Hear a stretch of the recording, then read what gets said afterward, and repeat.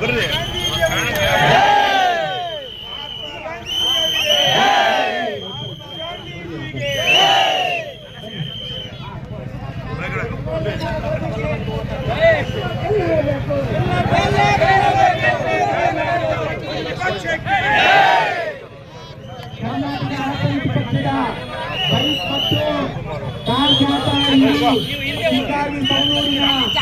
ಎಲ್ಲ ಭಾಗಗಳಲ್ಲಿ ಅವರೆಲ್ಲಿ ಅವರು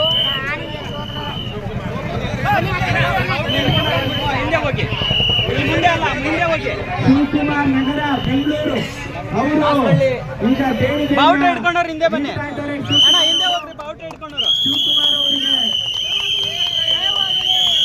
ಮಹಾತ್ಮ ಗಾಂಧೀಜಿಗೆ ಮಹಾತ್ಮ ಗಾಂಧೀಜಿಗೆ ರೆಡ್ಡಿ ಅವರಿಗೆ ರೆಡ್ಡಿ ಅವರಿಗೆ ಶಾಸಕರಾದ ರವಿಶಂಕರ ರೆಡ್ಡಿ ಅವರಿಗೆ ಶಾಸಕರಾದ ರವಿಶಂಕರ ರೆಡ್ಡಿ ಅವರಿಗೆ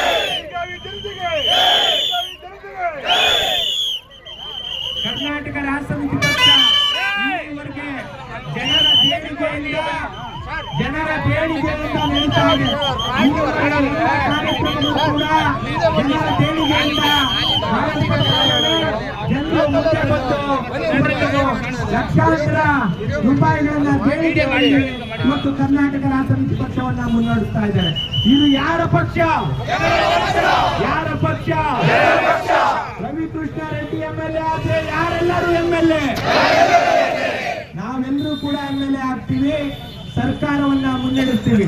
ಈ ವ್ಯವಸ್ಥೆಯನ್ನ ಬದಲಾವಣೆ ಮಾಡೋದಕ್ಕೆ ಜನರ ದೇಣಿಗೆಯಿಂದ ಜನರು ಹಣ ಕೊಟ್ಟು ನಡೆಸ್ತಾ ಇರುವಂತ ಪಕ್ಷ KRS ಪಕ್ಷ. ಇವತ್ತು ಶಿಗ್ಗಾವಿ ಸವಣೂರು ವಿಧಾನಸಭಾ ಕ್ಷೇತ್ರದಲ್ಲಿ ರವಿಕೃಷ್ಣ ರೆಡ್ಡಿ ಅವರು ಇವತ್ತು ಗೆಲ್ತಾ ಇದ್ದಾರೆ. ಇವತ್ತು ಶಿಗ್ಗಾವಿ ಸವಣೂರು ವಿಧಾನಸಭಾ ಕ್ಷೇತ್ರದಲ್ಲಿ ಯಾರು ಗೆಲ್ತಾ ಇರೋದು? ಯಾವ ಪಕ್ಷ ಗೆಲ್ತಾ ಇರೋದು? KRS ಪಕ್ಷ ಗೆಲ್ತಾ ಇದೆ. ಈಗ ಲಿಂಗೇಗೌಡರು ಮುಂದೆ ಬರಬೇಕು, ಅವರು 2 ನಿಮಿಷ ಮಾತಾಡ್ತಾರೆ. ನಂತರ ಇವತ್ತಿನ ಕಾರ್ಯಕ್ರಮ ನಡೆಯುತ್ತೆ. ಇವತ್ತಿನ ಕಾರ್ಯಕ್ರಮದಲ್ಲಿ ಬೈಕ್ಗಳು ಮುಂದೆ ಇರ್ತವೆ, ನಂತರ ವಾಹನಗಳು ಹೋಗ್ತವೆ, ರೂಟ್ ಮ್ಯಾಪ್ ಪ್ರಕಾರ ಹೋಗಿ ಅವರ ಜೊತೆಯಲ್ಲಿ ಹೋಗಿ ನಂತರ ಇಲ್ಲಿ ಲಿಂಗೇಗೌಡರು ಮಾತಾಡಿದ ನಂತರ ಅಧ್ಯಕ್ಷರು ಮಾತಾಡ್ತಾರೆ.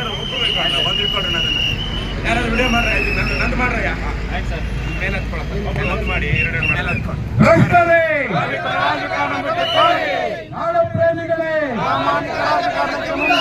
ಲಂಚ ಮುಕ್ತ ಕರ್ನಾಟಕ, ಭ್ರಷ್ಟಾಚಾರ ಮುಕ್ತ ಕರ್ನಾಟಕ, ಬಸವಣ್ಣನ ಕಲ್ಯಾಣ ಕರ್ನಾಟಕ, ಕುವೆಂಪು ಅವರ ಸರ್ವೋದಯ ಕರ್ನಾಟಕ, ಕರ್ನಾಟಕ ರಾಷ್ಟ್ರ ಸಮಿತಿ ಪಕ್ಷಕ್ಕೆ ಶಿಗ್ಗಾವಿ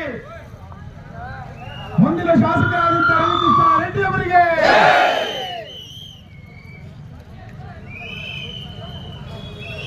ಎಲ್ಲ KRS ಪಕ್ಷದ ಸೈನಿಕರೇ ಹಾಗೂ KRS ಪಕ್ಷದ ಸೈನಿಕರಿಗೆ ಕಳೆದ 4-5 ತಿಂಗಳುಗಳಿಂದ ಅಪಾರವಾದಂತಹ ಪ್ರೀತಿಯನ್ನು ತೋರಿ ಇವತ್ತು ಕರ್ನಾಟಕ ರಾಜ್ಯದಲ್ಲಿ ಕ್ರಾಂತಿಯನ್ನ ಮಾಡಲಿಕ್ಕೆ ಮುಂದಾಗಿರುವಂತಹ ಎಲ್ಲ ಶಿಗ್ಗಾವಿ ಮಹಾಜನತೆಗೆ ಈ ಸಂದರ್ಭದಲ್ಲಿ ನನ್ನ ಪ್ರಣಾಮಗಳನ್ನ ನಾನು ಮೊದಲಿಗೆ ತಿಳಿಸ್ತೇನೆ. ಬಂಧುಗಳೇ,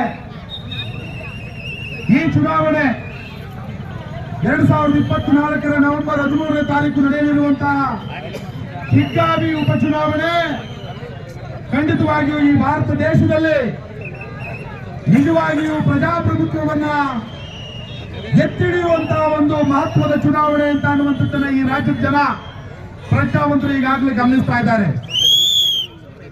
ಕಳೆದ 30-40 ವರ್ಷಗಳಿಂದ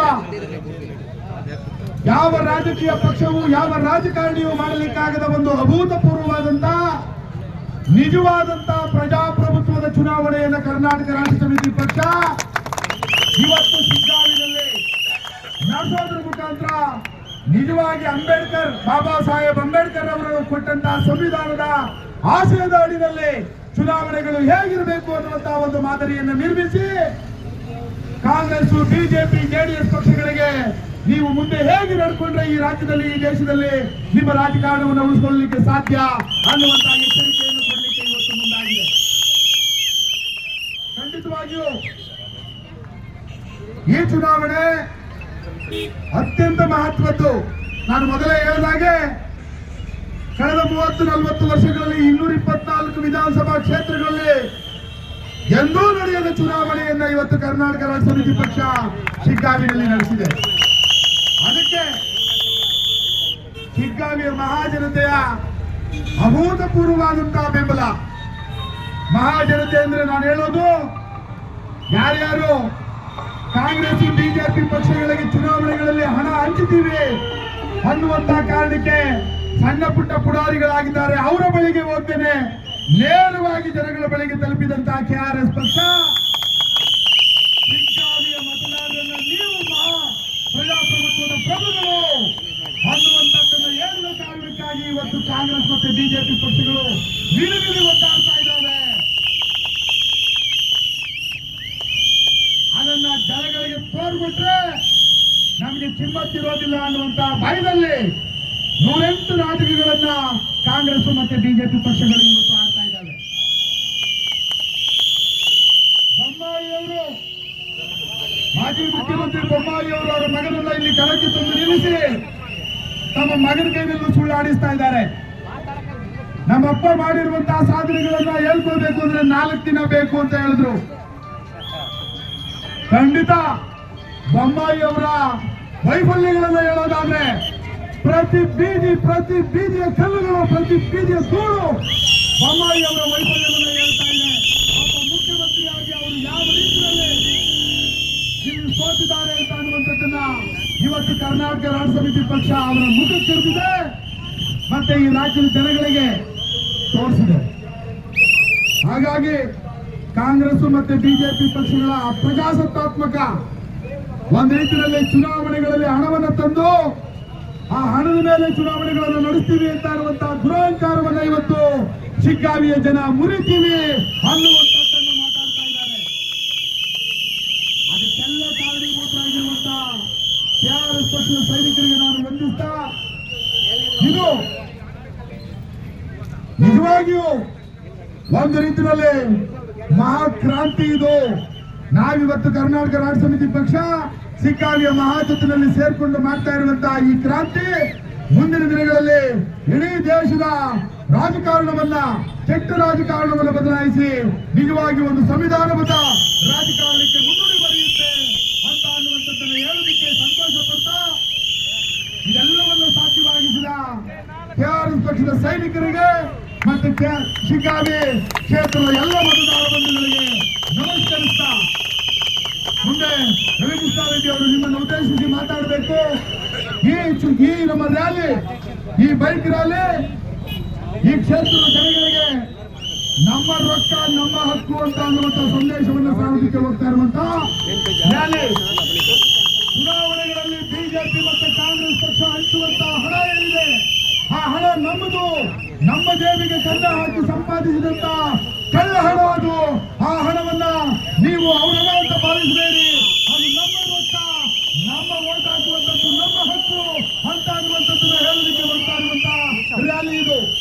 ಹಾಗಾಗಿ ನಮ್ಮ ಕಾರ್ಯಕರ್ತರು ಪ್ರತಿಯೊಂದು ಕಡೆ ಜನ ಸಿಕ್ಕಿದಾಗ ಕೈ ಮುಗಿಬೇಕು. ನಮ್ಮ ರೊಕ್ಕ ನಮ್ಮ ಹಕ್ಕು, ಮತ ಹಾಕೋದಕ್ಕೆ ನಮ್ಮದೇ ಹಕ್ಕಿದೆ. ನೀವು ನಮಗೆ ಚುನಾವಣೆಗಳಲ್ಲಿ ಎಂಟೋದಕ್ಕೆ ಬರುವಂತದ್ದು ನಮ್ಮದೇ ರೊಕ್ಕ ಅನ್ನುವಂಥದ್ದು ನಮಗೆ ಗೊತ್ತಾಗಿದೆ ಅನ್ನುವಂಥದ್ದನ್ನ ಹೇಳುವಂತಹ ಕೆಲಸವನ್ನ ಮಾಡಬೇಕು. ಇದು ಪ್ರತಿಫಲಿಸಬೇಕು. ಪ್ರತಿಯೊಬ್ಬ ಮತದಾರನ ಎದುರಿನಲ್ಲಿ ಪ್ರತಿಫಲಿಸುವಾಗಿ ನೋಡ್ಕೊಳ್ಬೇಕು ಅಂತ ನಿಮ್ಮಲ್ಲಿ ಕೇಳಿಕೊಂಡು ರವಿಕೃಷ್ಣ ರೆಡ್ಡಿ ಅವರು ನಿಮ್ಮನ್ನು ಉದ್ದೇಶಿಸಿ ಮಾತಾಡಬೇಕು ಅಂತ ನಾನು ಕೇಳ್ಕೊಳ್ತೀನಿ.